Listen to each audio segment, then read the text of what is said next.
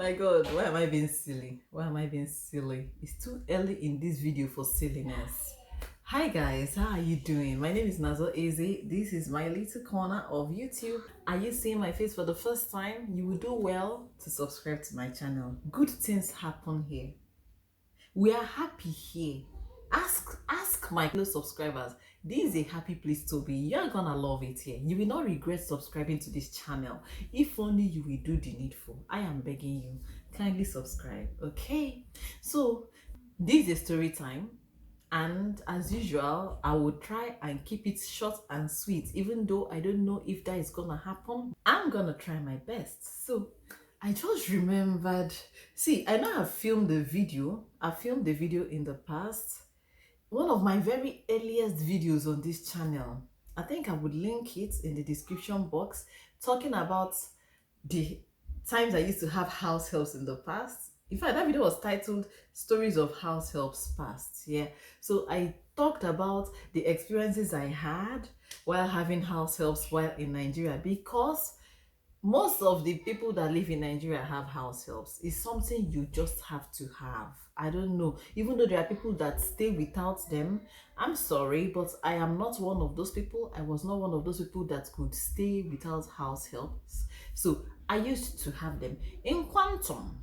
As a matter of fact, they used to come and go, even though now that I think about it in retrospect, it wasn't really a good thing that people were coming, strangers were actually, because come to think of it, they are practically strangers when you employ people to come and live with you, to work for you, especially the living house helps. They are practically strangers.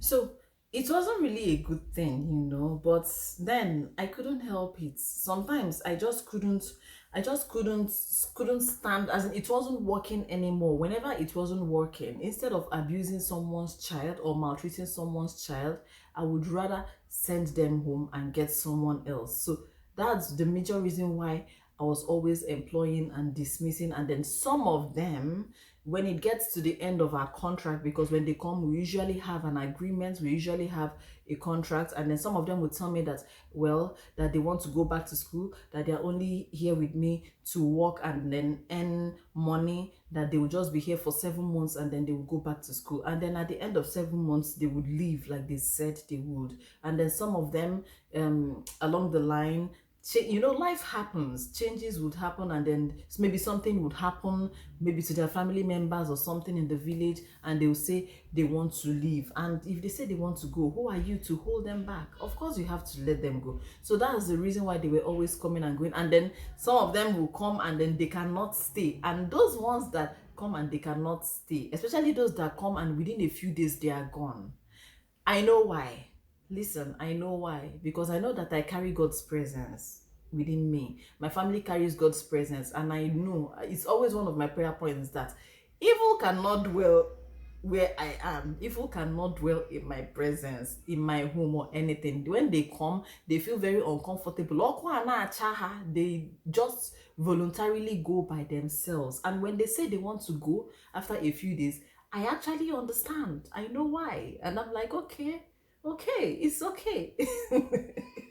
Anyway, so I'm here to tell you a story of something that happened with one of them. But before that, now that I'm talking, I just remembered something that happened one time. This one, now that I think of it, it's making me laugh, but it was not funny back then. So one time that I was looking for help, one agent I contacted, he now brought me one girl like that, one Igbo girl, because my main agent back then in Nigeria is from Benue. So he usually gets me people from Benue. But once in a while, he gets me an Igbo person. So he got me this Igbo girl. I think she was from Nnewi.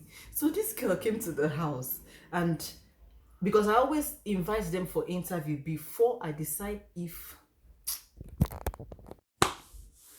my mic was not in. I just put it in. I'm sorry. So I always invite them for interview before I decide if it's going to work out between us. So that time that this girl came, I just had my baby. That was when I had my second child. So my second child, if you remember, I've told the story before. When my second child, when she was 2 months old, I took him. Yeah. So when she came for that interview, my baby that I was carrying was 8 months old, which meant that I was already like 6 months pregnant. This girl looked at me. I was asking her questions, and I noticed that she wasn't really concentrating. She wasn't really answering me well, but because she was just looking at me, looking at my baby, and looking at my stomach and everything. And then when I was done asking her questions, she was like, Auntie Biko, oh, can you? That's, let me translate. She said, Auntie, please, don't be angry. I want to ask you a question. And I said, okay, what is it? She now said, oh, give me a long. As in, she said, are you the one that gave birth to this baby? I said, yes. Is there a problem? And she now said, Iwe de me.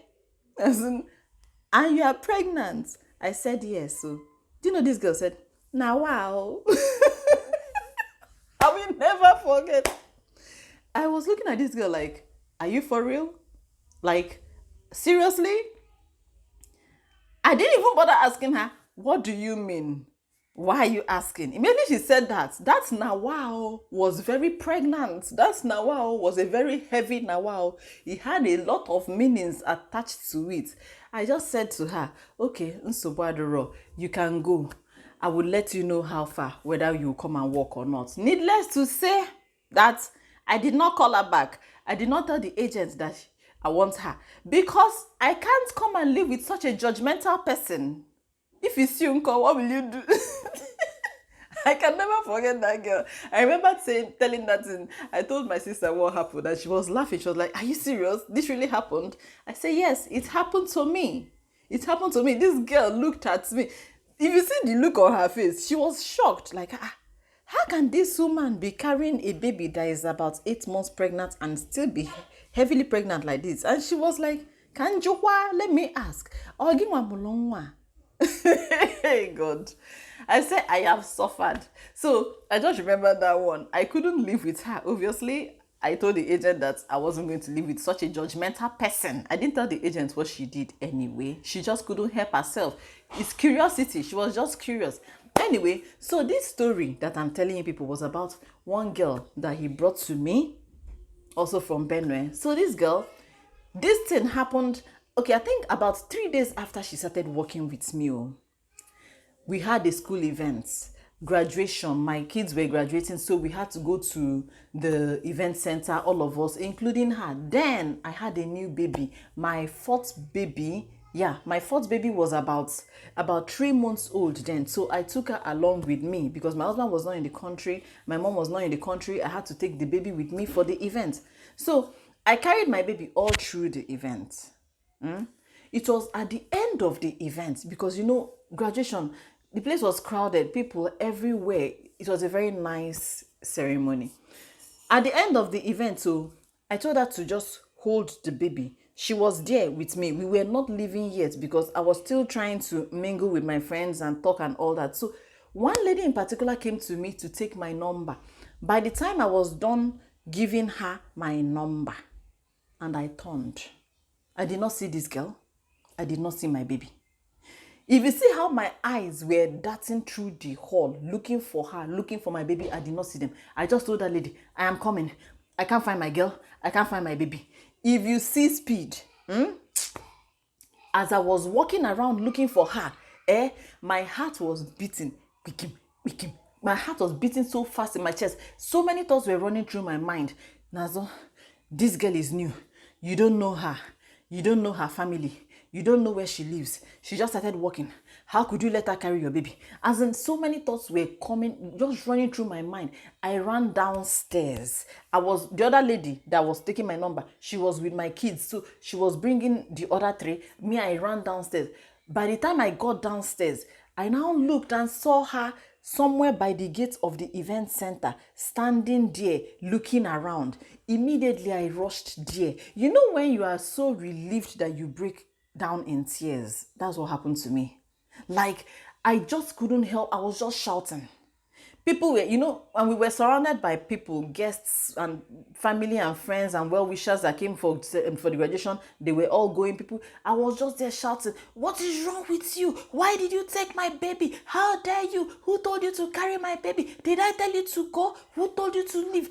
As in, I was just there talking. Tears were rolling down my ears. my eyes rather, I snatched my baby from her. Immediately I got there, I just snatched my baby, held my baby. I was now asking her all these questions.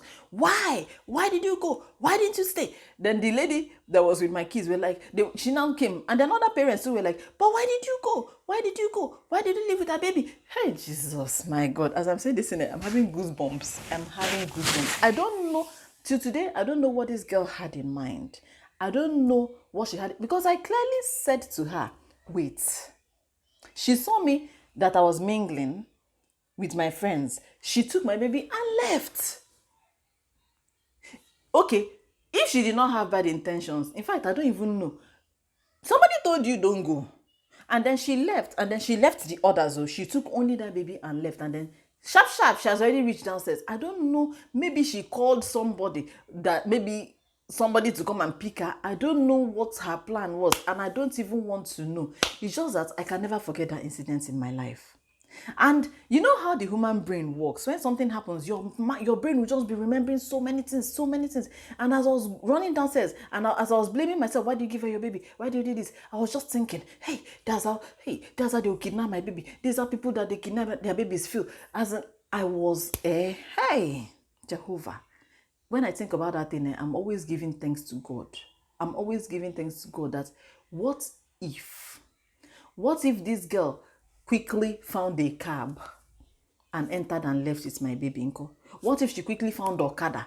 What if she was coordinated? Because I don't know if she was coordinated or not. I feel like she was just waiting for an opportunity.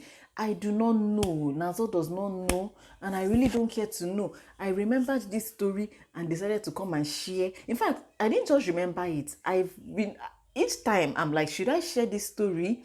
And I always refrain from sharing it because I feel like I don't want to relive that, because you know that when you share stories of what's happened to you in the past, you're kind of reliving it again. That's why as I'm saying it there, I'm still having goosebumps.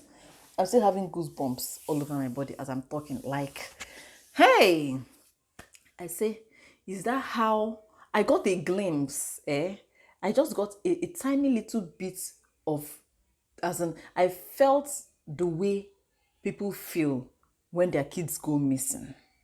Like, it now made me remember when we were younger, when we used to go to the beach, as it was like a family tradition back then. We used to go to the beach on Easter Monday. We would go to Badagry Beach as a family, and I got missing. And it now made me think that I wonder how my mom, I think I caught a glimpse, or I felt how my mom felt a little bit. I just felt it small. It's not a good thing. Just know that it's not a good thing. Because before people start blaming me that why were you shouting at her? Is she not a human being? Listen, if you've never walked through, if you've never worn those shoes, or if you've never been through a situation, don't judge. Don't judge, because you don't know if you would do worse if you were in those shoes. Yeah. Because you'll be like, you shouldn't have shouted on her. What if it was just a honest mistake? Blah, blah, blah, blah, blah, blah, blah. Listen, at that point, you are not thinking. Remember that as I got there and snatched my baby, I was already crying and shouting. Baby that I just gave birth to. As in, nobody should come here and judge me for that, because I'm just saying this because I know how YouTube people are. I know how people are. Somebody will come and say something else that is different from what every other person is saying. There must be that one person that will judge. And I am begging you not to judge, because you don't know, it has never happened to you, so you don't know how it feels. So you shouldn't judge. Even other people around gathered and we're shouting at her that you don't do that. You don't carry somebody's baby and disappear. You don't do that. If they say wait, you wait. And she's new. She just came. So what should I have thought? I don't even. Anyway, I'm glad I've even told this story and it has left my system. And Biko, I'm also imploring that you too, that you are listening to this story, I hope you learn something from me too. Learn something from me. Don't make that type of mistake of somebody will just come to your place and you will just carry your baby and hand over like that. Build trust. Even at that, even sometimes when you build trust, they will still disappoint you. It's even that one that is to pain most of all, when you trust somebody and it will be as if the person now stabbed you in the back and twisted the knife. Now imagine after the trust, after how nice I treated this person now did this to me. As in, hey, see, as I'm saying this, I'm still remembering so many other stories I could tell. So many other stories I can tell about when you trust domestic help and they stab you in the back. There are so many I cannot even tell, that it didn't really happen to me directly, but to my family members. But it is their story to tell, not mine. Anyway, I am done. This is the end of this video. It's long. I am sorry. I'm beginning to sound like a broken record every time I will come and tell long story and say I am sorry. But I'm assuming that you're still here up till now. I'm assuming that you did not click out when I was busy talking and talking. Anyway, thank you so much for watching up to this point. Have you subscribed? Did you subscribe? If you didn't subscribe, I'm begging you, please kindly do so. Help my ministry. This is the only way you can support me. If you're wondering how you can support my channel, it is by subscribing and by watching my videos till the end, and by leaving comments and by giving a thumbs up as well. Thank you so much. God bless you. Stay safe, stay blessed. We are gonna see ourselves in the next video. Bye.